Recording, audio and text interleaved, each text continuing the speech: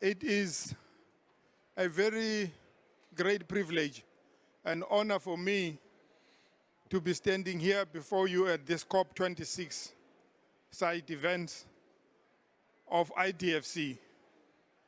This is a club of very prestigious public development banks, both national and regional development banks. We are the institutions that are under heavy load as we are busy talking about the SDG goals as well as the Paris Agreement alignment. This is the task that we really have taken upon ourselves as the IDFC. And by the way, 2021 is also our 10-year anniversary as IDFC. We are an institution of 26 public development banks struggling across Asia, Europe, Americas, and Africa. We are a club of like-minded institutions.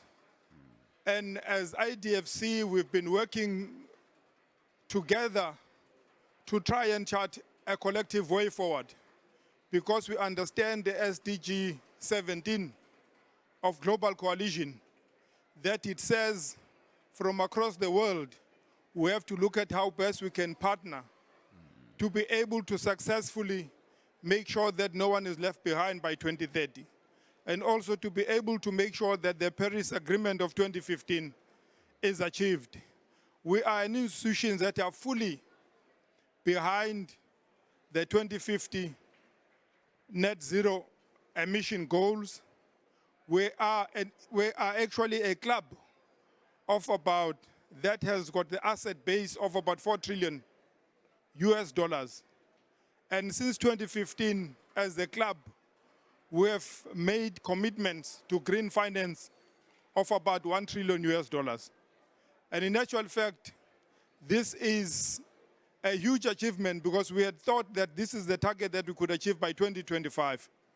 But what does this all mean? I'm happy that today we have Dr. Barbara Buchner here with us, who's going to ask us very difficult questions in terms of how are we making sure that these commitments are translated into systemic change.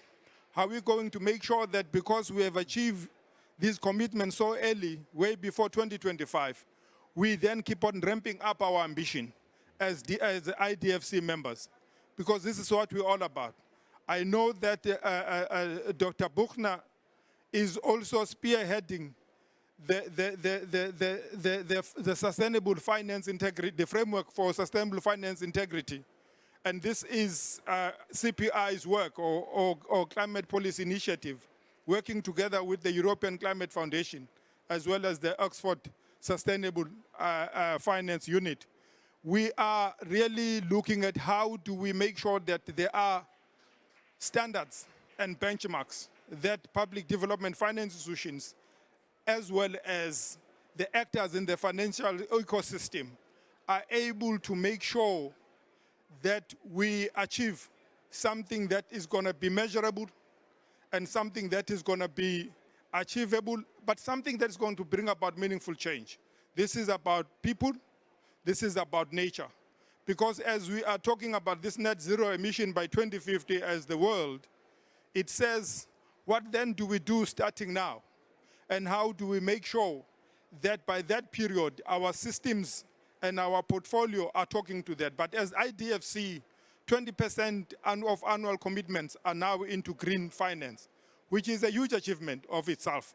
I know that by 2020 alone, we are talking about $185 billion US commitment into green climate. But again, it says there's about 27 billion that has been committed for the first time to biodiversity. And again, this is one area, because nature and people cannot be mutually exclusive.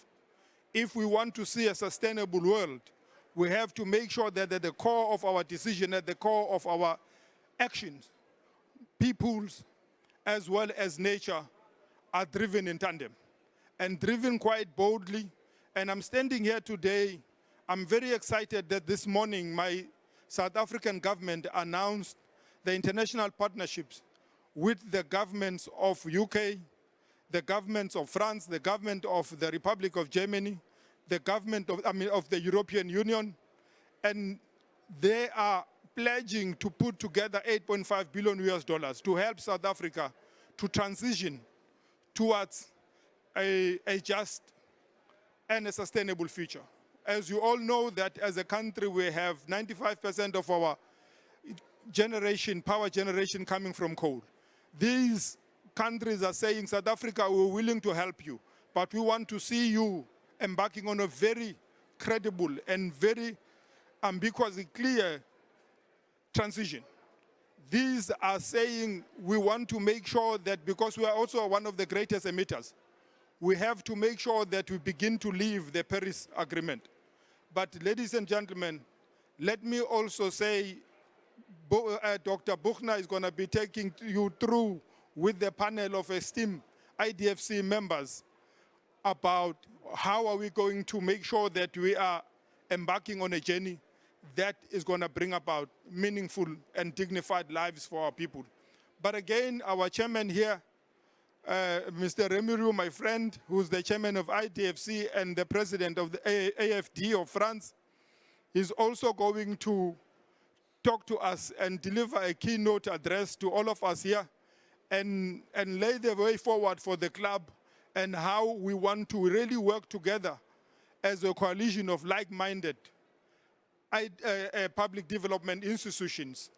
And really, I'm excited and I'm looking forward to listening to this engagement as well as Remiru's keynote address. Thank you very much, my chairman. I now hand over to you. Thank you.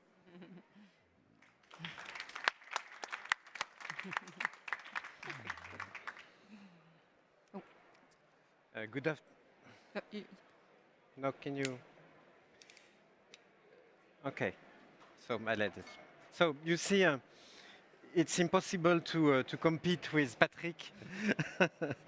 How eloquent and friendly he is. So I will remain seated. And well, everybody understood that he made the keynote speech, and you know what IDFC is about. So maybe I could share with you on a more personal note what IDFC means to me and how special it is, I think, for this setting and what we are. Thanks, Javier, for being here with the Green Climate Fund, with all partners doing here at COP.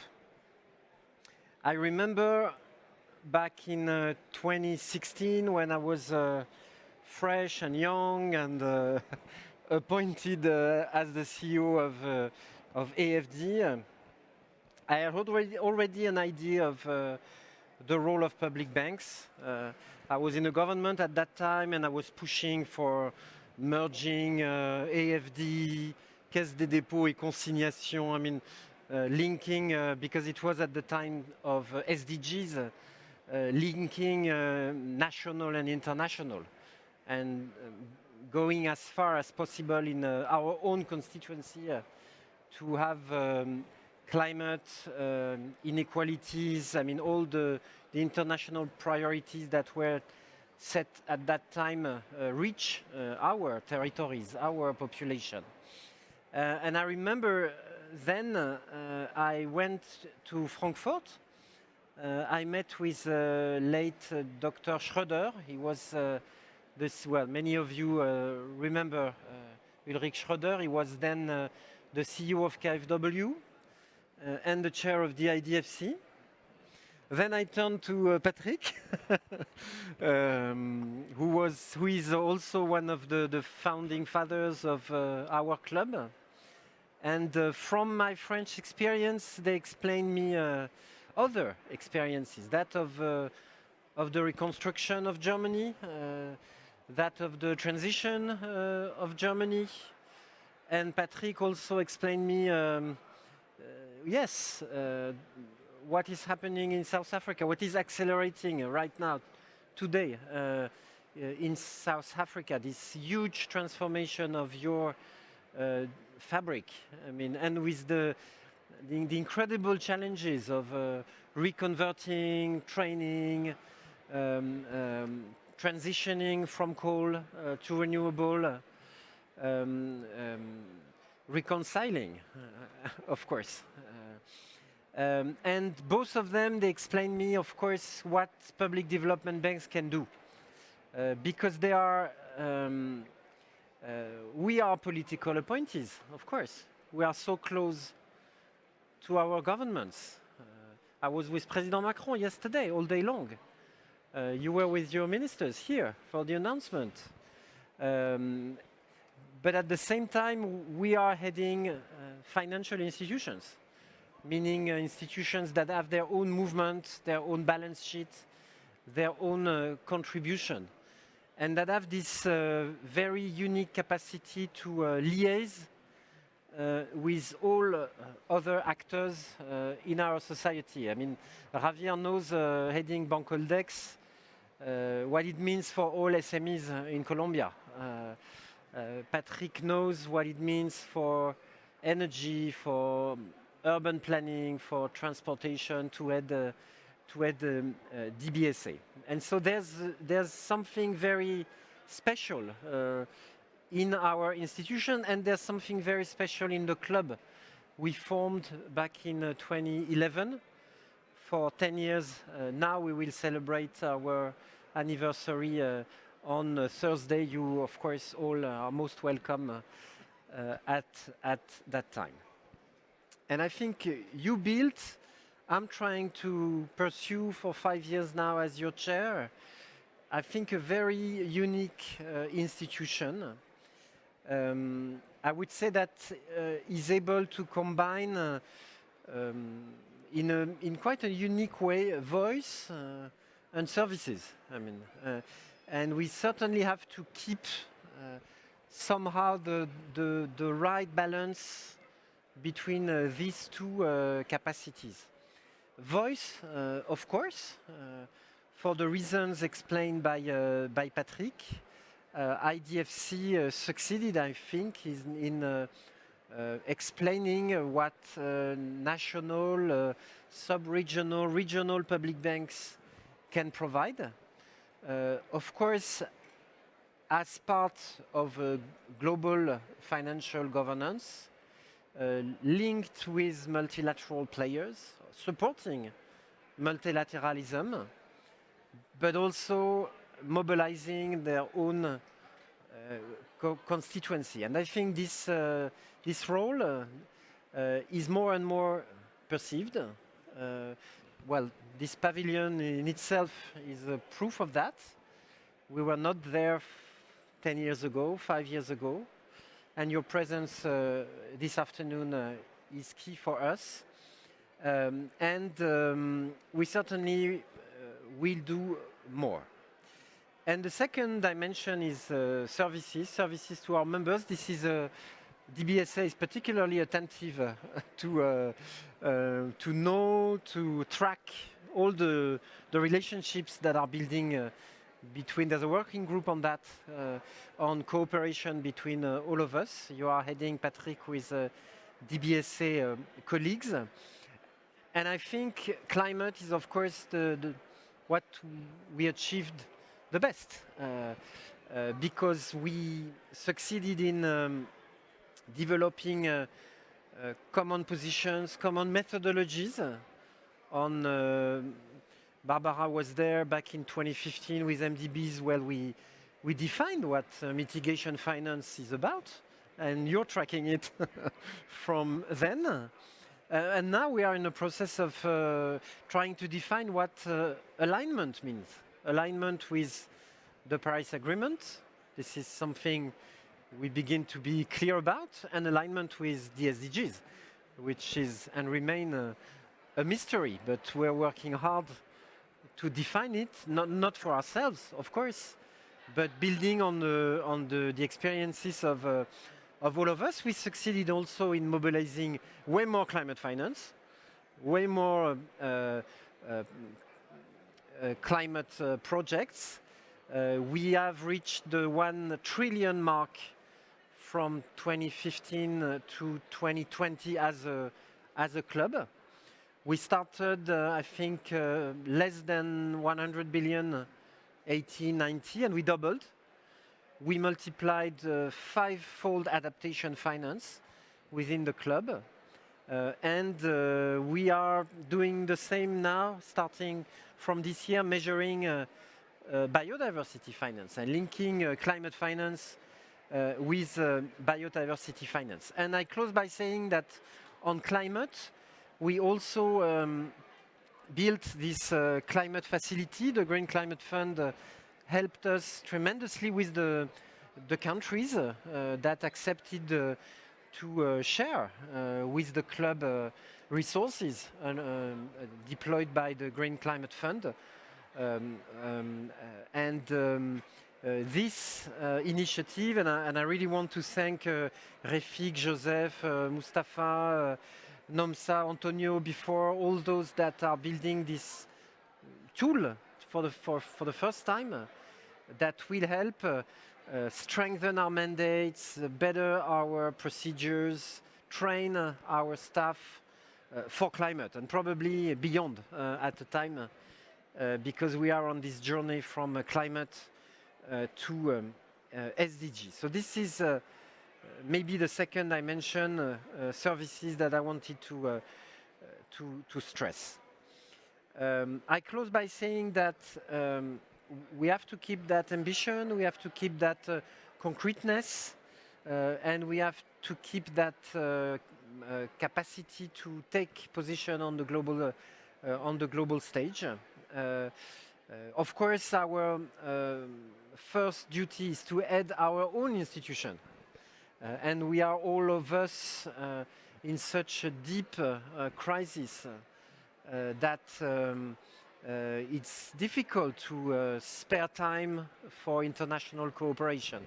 And so I thank CEOs that will participate, that will attend the annual assembly on Thursday, because I know how challenging. I mean, AFD is a pure international player, so that's an easy one for me. It's very different for you, Patrick, for you, Javier, but you're there and you're doing it.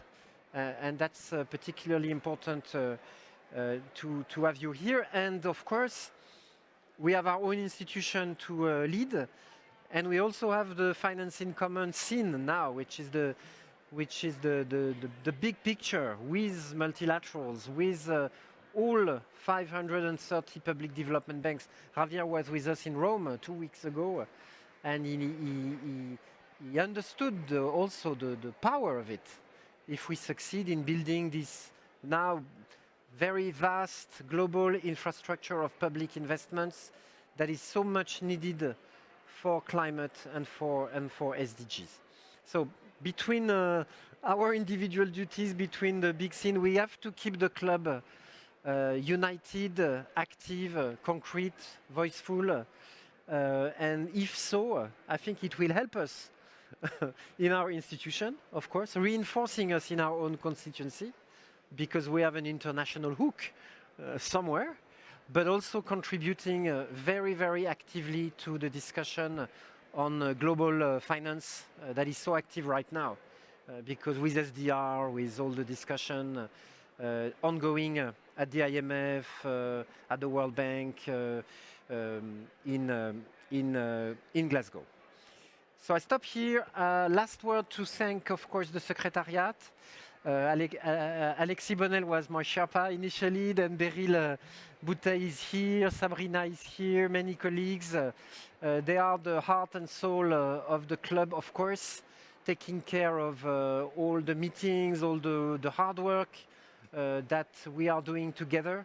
And I want to warmly thank them, and you all, of course, with all the Sherpas and all their colleagues in each and every of the 26 members of IDFC. You are doing a fantastic job, but it's your role to keep the flame and to keep this very unique nature of IDFC.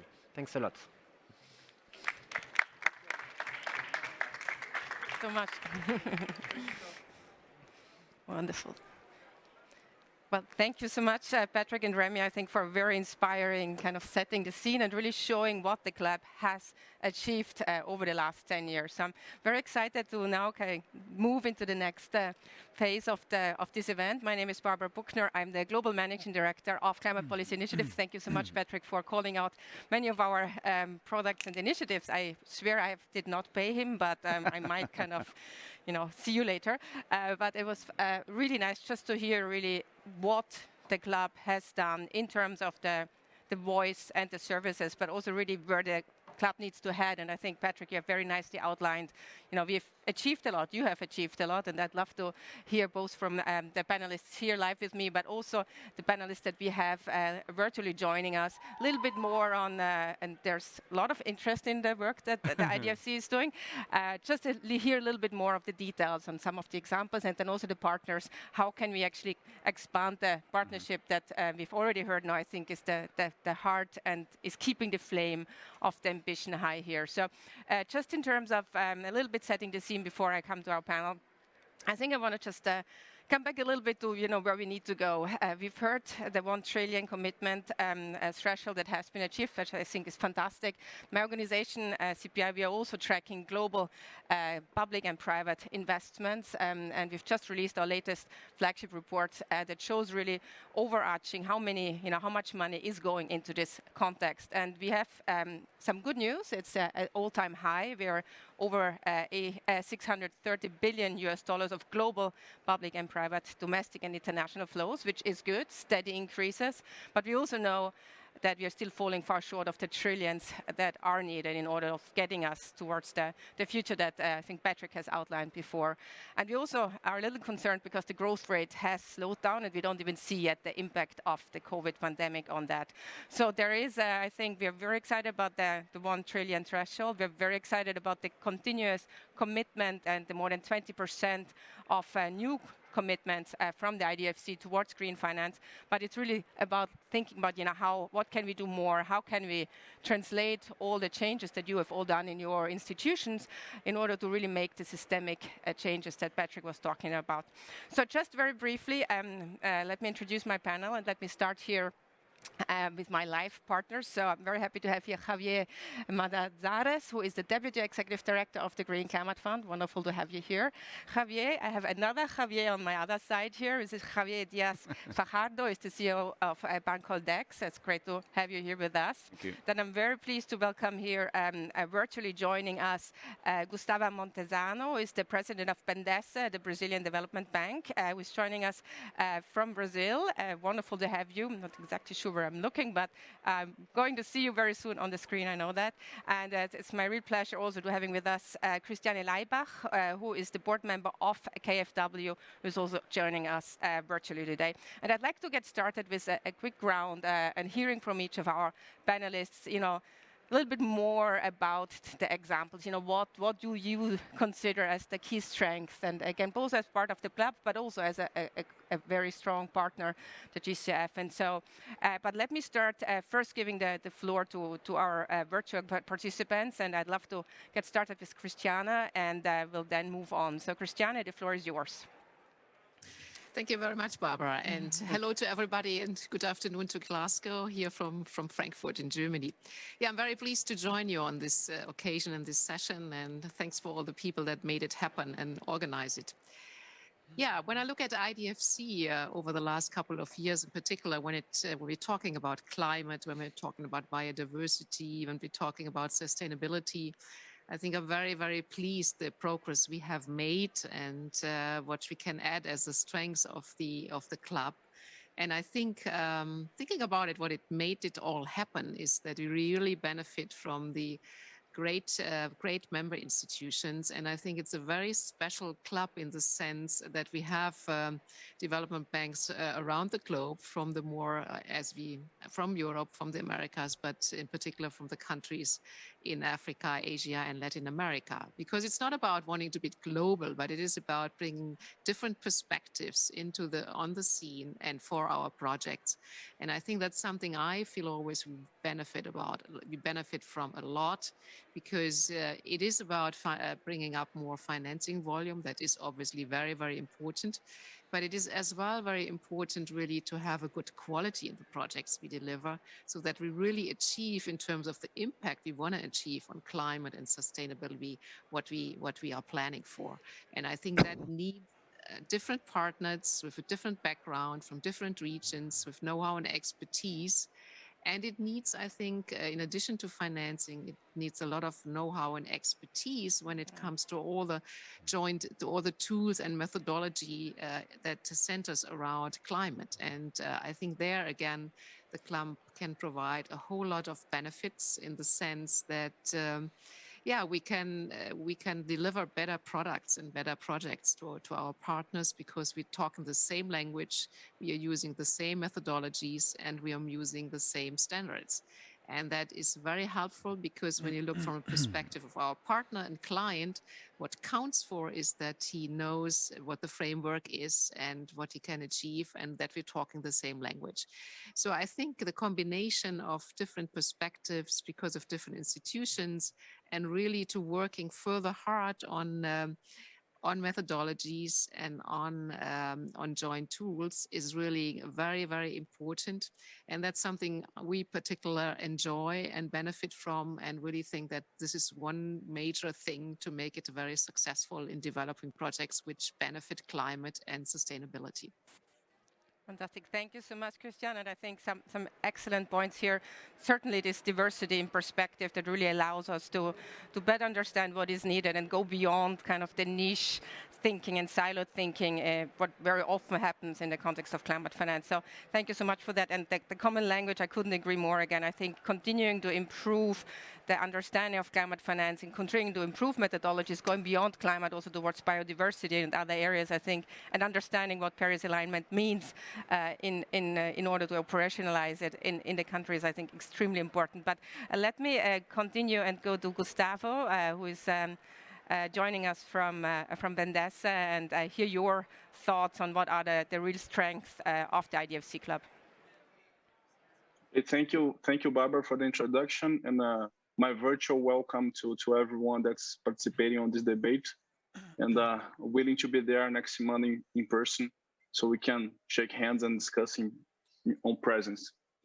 And regarding the topics of the benefits of being a member of IDFC when it relates to climate, I will try not to be repetitive of what Christiane just said, but I think we have a very common view. And we listed two topics here, two characteristics of the club.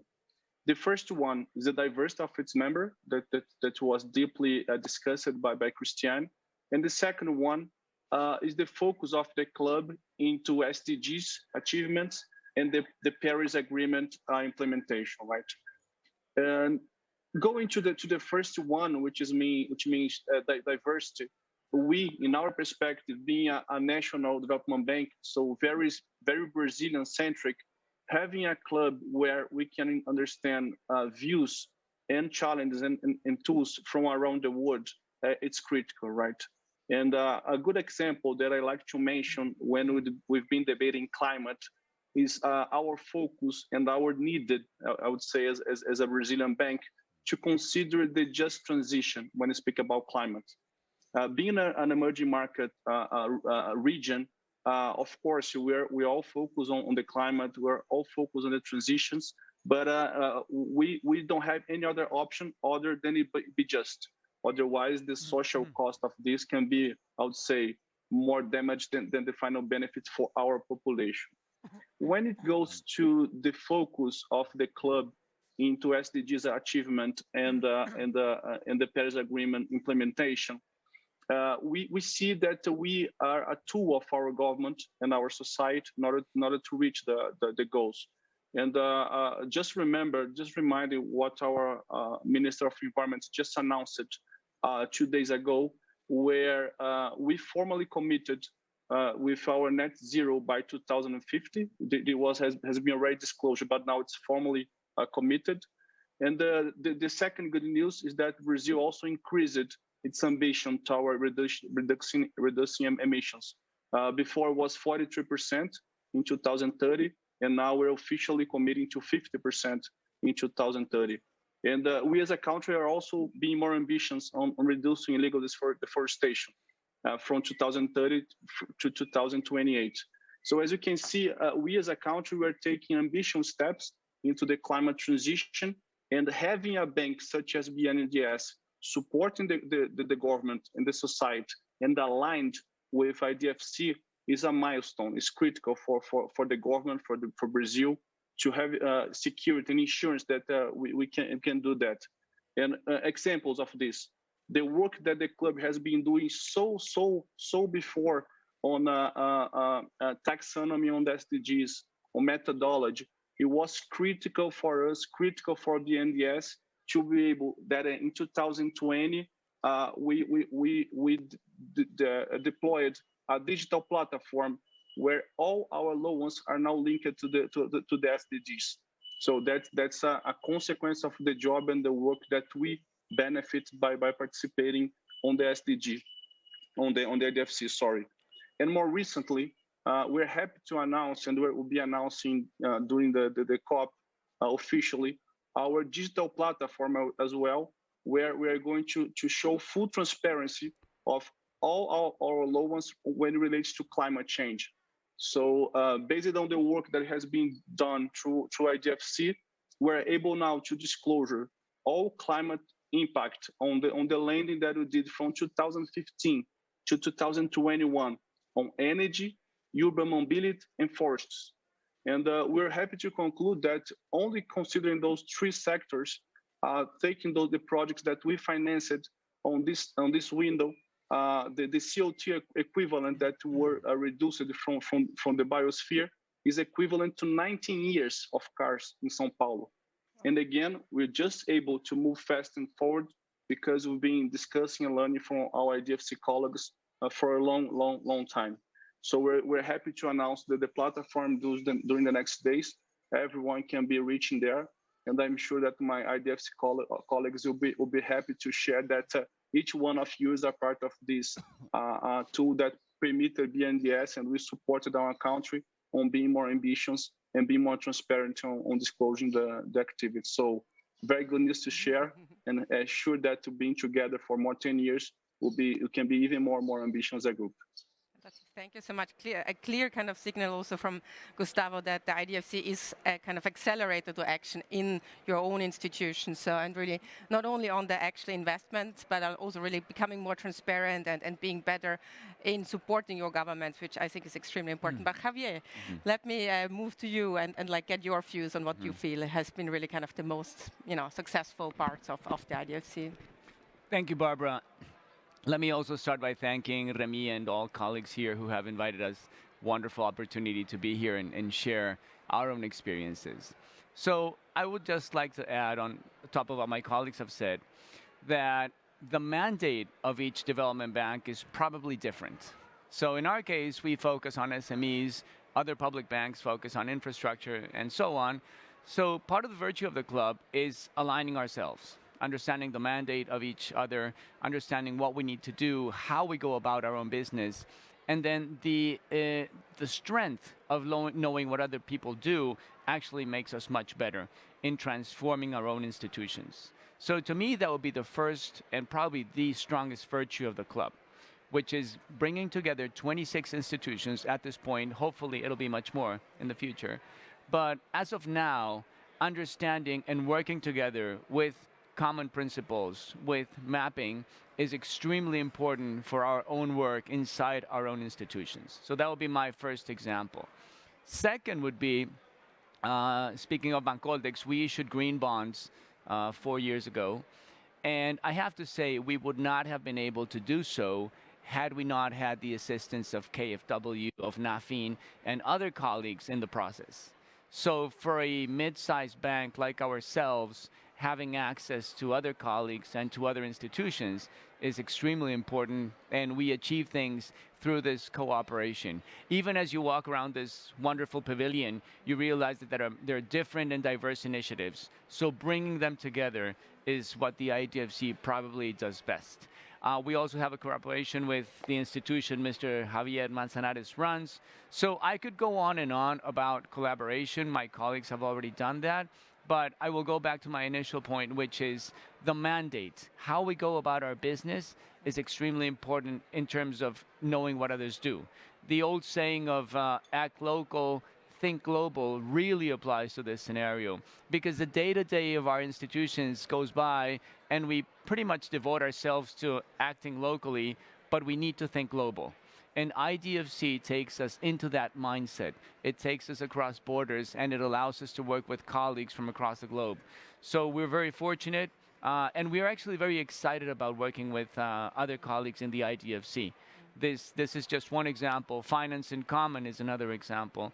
So to me, the main virtue is putting us in a different mindset, a very important mindset, and achieving more through the strength of our partners.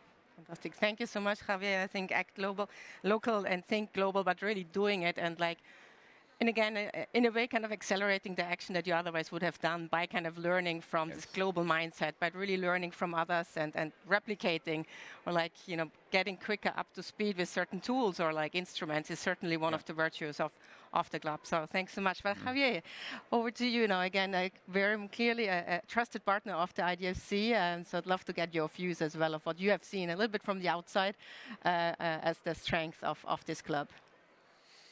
Thank you, Barbara, and many thanks to IDFC for the invitation. A privilege to be here. Happy anniversary on your 10 years. Congratulations for your great job, Patrick and Remy, that have been leading all of this effort. I'm going to choose 3 areas on those 3 examples. The first one, the high potential of IDFC for knowledge sharing, in line with what Javier was saying. A second area is a programmatic approach. A third one being the standardization of frameworks. An example about the high potential for knowledge sharing. I can think of, for instance, in the process of accreditation to the GCF or reaccreditation to the GCF, we are asking entities to use a baseline methodology for GHG calculation. That example on knowledge sharing of maybe best practices that some of the members of IDFC that could share with other members, I would probably be a fairly useful. On a second one, programmatic approach, it was mentioned by Remy earlier on. We at this point we are working with IDFC club on a programmatic approach within our readiness program. That's a grant-based program, and it's on the climate facility. So we are providing support along with IDFC to a number of national development banks with the purpose of embedding and mainstreaming climate criteria into their decision process. And the third one, when I talk about integrating or utilizing the standards, I was thinking about the standards like ESG, that also some of you members of IDFC, you have already done a very good job. You have already chosen some standards. Maybe that's something that can be also shared with other members. And a few words about the GCF for those who are not very familiar.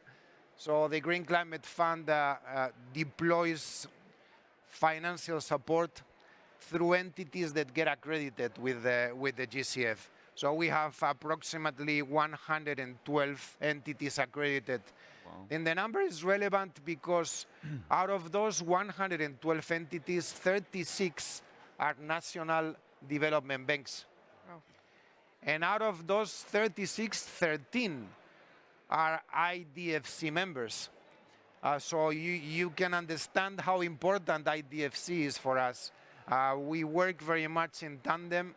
We're very happy of that, the growth and velocity that IDFC is really incorporating climate finance in the decarbonizing portfolios and the national development banks. We very much welcome so. And so in terms of our 4-pronged prong approach. What is important for the GCF is to promote and enable the environment for climate action. It's to accelerate climate finance through innovation, mobilize finance at scale, and also as a fourth one, ensuring that there is an alignment with sustainable development goals. So that we're all talking about pretty much the same thing. The important part is that national development banks have the capacity to scale up. And that's where the GCF wants to support national development banks. We want to support you in all your financial structuring, where the GCF can de-risk part of your transactions, where you can truly deploy your funding to the rest of banks within your regions or countries in a manner that the message of embedding climate finance is part of it. And that's what our objective is. That's what we're very proud to work with IDFC and national development banks. Over to you, Barbara. Thank you so much, Javier. And again, I think it's so important to have a partner like the GCF to really enable you even to do more, really take off some of the risks that you're not yet able to take on, but also kind of to really complement and help grow some of the public development banks around the world. And again, in our work, we see that the importance of public development banks, and I think there's so much potential. And as we need to go to the trillions again, I think we need to see how we can get there. So you've already outlined a little bit some of the areas I want to go into my second round of panel discussion here. Really, what next? How can we get, from where we are, and again, a trillion. Again, congratulations on that threshold, but how can we get to the trillions? Patrick, you said, 26 members at the moment, 4 trillions of assets under management. So maybe there is more, that could be done. And so I think I'd love to just go in my second round now and hear a little bit, what next? Think big. Again, this is the moment now we need to think big and think, how can we accelerate ambition? And I'd like to go back to Christiane and get her thoughts on your thoughts on what can be done more. Where are some of the real levers for ambition and acceleration? So over to you. Yeah, thanks, Barbara. Yeah, I think we are hitting already a very important point, and that is about how to get from the billions to the trillions and to the catalyzing effect. And I think we should not underestimate how important it is, for example, what we discussed earlier when it comes to harmonizing standards and frameworks. How important that is a sign as to the private sector private investor to put in money, because that makes their investments more reliable, more transparent, and I think that is very important. And I think their public development banks can play a very decisive role, that we kind of provide the framework and the platform for that, and so that projects that we finance and the private sector finance with us together are really reliable projects of high quality. I think that is a very, very important and decisive role we can play. And honestly, there are one, two other points, I think, which we should not forget about. And we have been getting involved very much into policy-based lending over the last couple of years, because I think it always needs both. It needs a good regulatory framework. It needs good political decisions. And there we can do, if we strengthen our forces, I think can very much bring value to the table in our common discussions with governments. And I think that's something we can only achieve when we work together as public development banks and not on a single basis. And in particular, when I look at all the challenges we are having ahead of us, it is climate and it is biodiversity as well. I mean, just yesterday at the climate conference, it was announced that there is a plan or is a target in the next 30 years to kind of stop deforestation. So biodiversity, I think, will get higher on the priority list and has to get higher on the priority list in the years to come.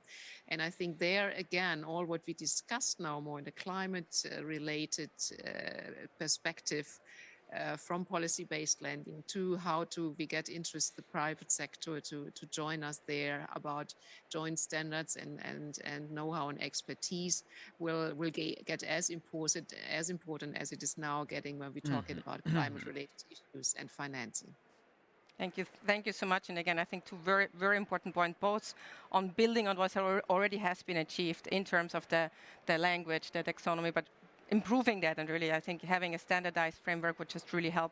But then also pushing beyond what has been done, going beyond climate, and really going to the harder sectors, to the harder areas, to really unlock more pools of capital. But Gustavo, over to you. What is the next frontier? Again, agreeing 100% with Christiane, and I have the benefit of speaking after her. We do think that our focus going forward as a club should be climate and biodiversity. There's no question about that. And when we speak about new frontiers, new perspectives of investments, we need to be innovative financial instruments. And when you speak about climate and biodiversity, as important as mobilizing trillions of dollars is being effective at the last mile. And from our side, in our Brazilian perspective, we're convinced that the most efficient instrument that you have to preserve climate and to spread out biodiversity is through carbon credit or payment for environmental services. So in our view, the next innovative agenda for the club should be on climate, and the commodity of the climate is carbon credit or payment for environmental service. On this sense, we are working on three product lines on this topic from our standard. And again, it would be great if you have a global IDFC support on this one. The very first one, preparing projects, both for the public sector and for our private clients.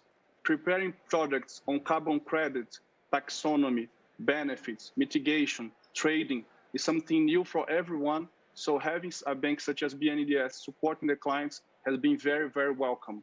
And as an example of what we've been doing here, we think you have today, we're managing today, we think, we're not sure, but which can be the largest concession of environmental assets in the world. Concession natural parks and forests for visit sightseeing and sustainable wood exploration. Sorry, but there's a small noise here. The second front line is the quality assurance on the products. One of the main bottlenecks of those markets to spread out in Brazil, again, both payment for environmental service and carbon credit, is the credit reliance, is the assurance of the products. And we, using our own brand and our IDFC brand, we do think we can do something transformational for emerging market projects, right? And the last one is capital deployment, is using our balance sheet in order to give our clients, to show them that if they invest in the projects, there will be someone buying that at the last mile. We do see in Brazil a huge potential of offering carbon credits, but everyone is afraid of investment because looking backward looking was a bad investment, given that at the end of the day, they were not able to sell. So having a public bank supporting the acquisition of these forward credits, something that is really unblocking the market.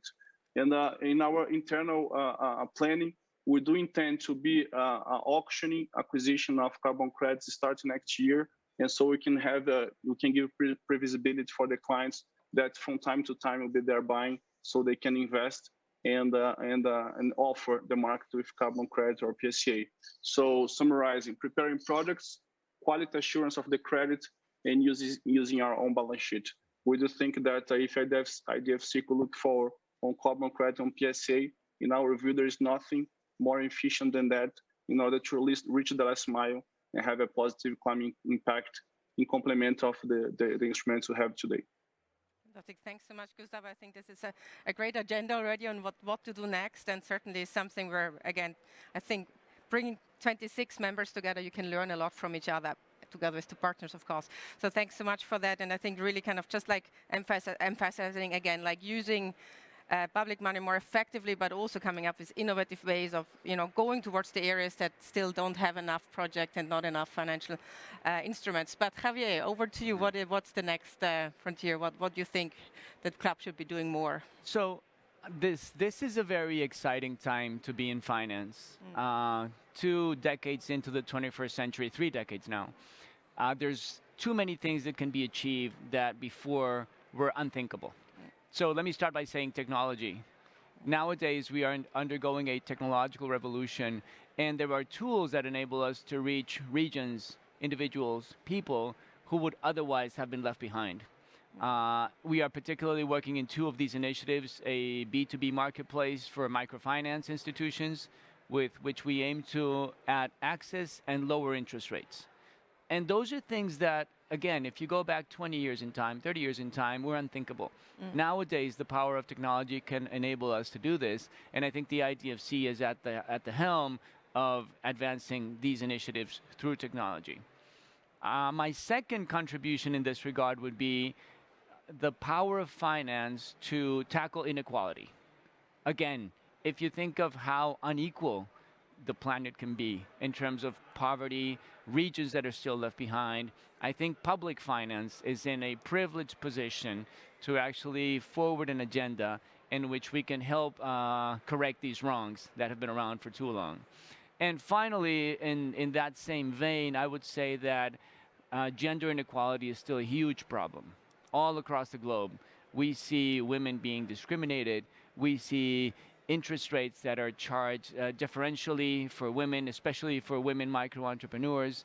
And if you add the three elements, technology, public finance, especially through the pandemic, I think we all realized how public banks can actually do what we were meant to do. I can't imagine any institution that did improve its counter-cyclical role. I think we all did. And that is something to be very proud of. So if you add technology, power of public finance, and the need to tackle gender inequality, I think we have a very, very powerful basis on which to build upon the IDFC's work. Fantastic. I think certainly a very powerful agenda going forward, and I think very much needed again. I think what Patrick said at the beginning, it's the planet and the people. So I think what we've learned certainly also from the pandemic is just that we need to go beyond. We need to kind of, cross between and bridge between the climate action, but also like social action to address inequalities and use the power of capital doing that. So I think thanks so much for that, Javier. So now you have the nice opportunity basically to just like tell the IDFC all the things that you would like to get addressed, and a wish list to the IDFC. Yeah. It's a challenge though, because being creative after the intervention from three prior panelists, that makes it complicated. I may repeat a couple of them, but if I were to choose, I would say also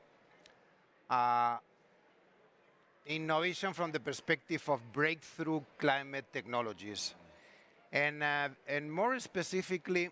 And the GCF will be presenting to our board a request for proposal precisely on breakthrough climate technologies, but for accelerators and incubators.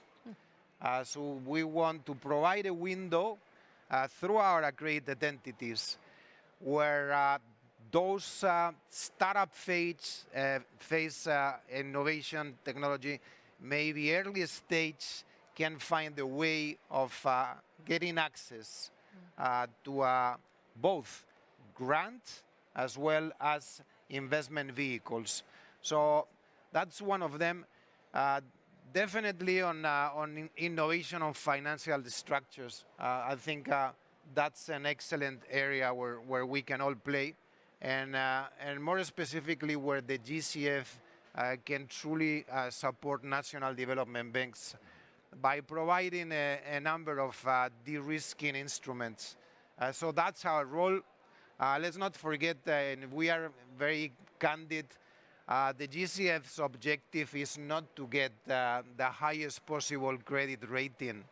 But still for the national development banks, that's one area of priority, because they go to capital markets and they need and they want to get the lowest possible cost of funds. That's not GCF's mandate. Our mandate is to make sure that Bank Holdex, KfW inclusive, and many others, and AFD, DBSA, that they can truly execute on their mandate by utilizing GCFs as a first type of guarantee or loss or anything of the like. So we have different roles, and ours, it's truly to to leverage on our different risk appetite, so that you guys can deploy additional resources. And another element when we talk about innovation, there is not only innovation on finance, on technology, it's also innovation on social aspects. That's why it's important to refer to a framework. A general framework could well be SDGs. It could also be called ESG, but a framework is important that we all integrate in our policies. Thank you, Barbara. Thank you so much, Javier. And again, I think innovation clearly is one of the areas that will be a focus for the IDFC, innovation in technologies, innovation in financial structures. And again, lots is going on there. And again, also in my organization, we have actually been working with many of you through this innovation lab that we are running, and where we are hoping to provide also some pipeline of projects basically to all of you. But I think we need much more, particularly in the harder areas, the harder sectors, the harder geographies. So certainly something, but I think, yeah, this kind of just like thinking outside of the box when you're trying to kind of scale up from what you've done now to go into the next phase. But we are now moving into our Q&A section. So I'm supposed to invite Remy back. I'm not sure whether I cannot see him. That is good. I might just, Patrick, get you up, because I know it's always good to have you. And in any case, you're going to come for our concluding remarks. So if you want to just join us there, and then as we are going through the Q&A, we can draw on you as well. And we have Christiane and Gustavo staying with us as well. But let me maybe just like see whether there's any questions from the audience here. Any additions on to the wish list of what the IDFC could be focusing on? Like just pausing here if there's any reflections. Do we have a micro? Well, we have that's the micro. Do we have someone?